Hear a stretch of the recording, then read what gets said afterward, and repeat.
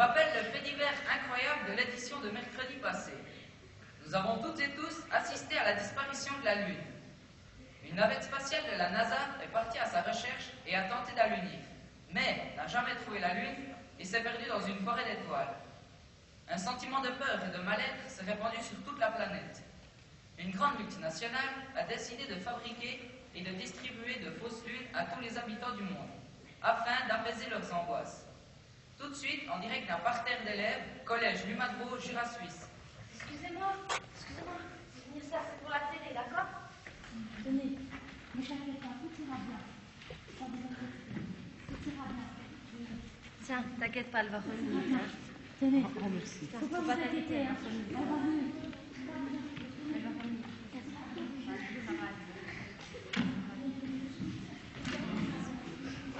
Oui.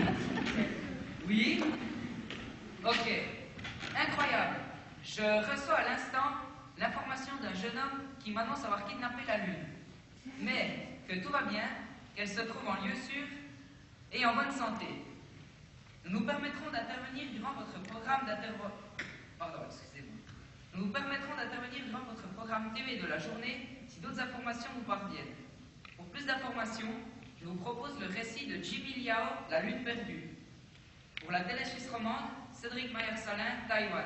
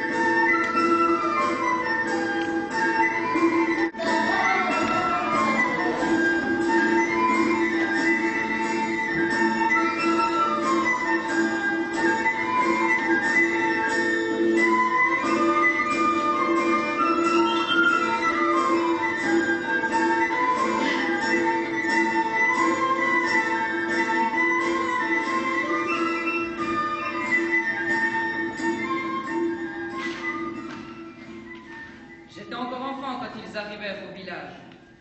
Celui qui dirigeait le groupe, Akupai, était le seul qui parlait notre langue. Ils étaient venus récolter la fleur des champs.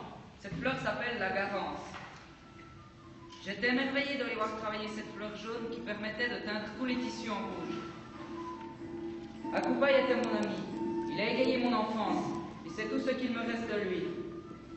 Et je vais tout faire pour égayer la vie des autres enfants, dans mon grand manteau rouge.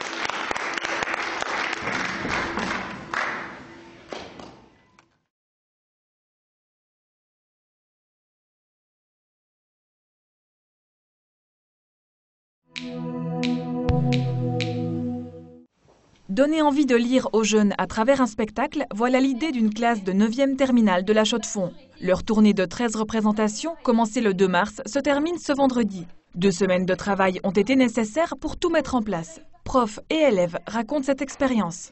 Avant de rentrer sur scène, on a toujours le stress, mais après ça va, ça lâche. puis voilà. Il y avait plusieurs choses dans cette expérience. C'était effectivement de motiver pour susciter l'envie de lire, que ce soit pour mes élèves ou les autres à qui on a présenté le projet, et pour ces élèves-ci d'être une fois au devant de la scène pour avoir un petit peu la fierté de montrer ce qu'on est et ce qu'on sait faire. Être en avant d'une scène, de parler devant des gens qu'on ne connaît pas, donc il y a moins de gêne, on est moins gêné. Puis c'est sympa, ça aide plus les jeunes à lire. Jeu étrange. Ce livre est étrange. Oh oui. Après le spectacle, tout le monde était satisfait, surtout les élèves de 6e qui assistaient à cette représentation. Qu'est-ce qui vous a plu particulièrement? La mise en scène.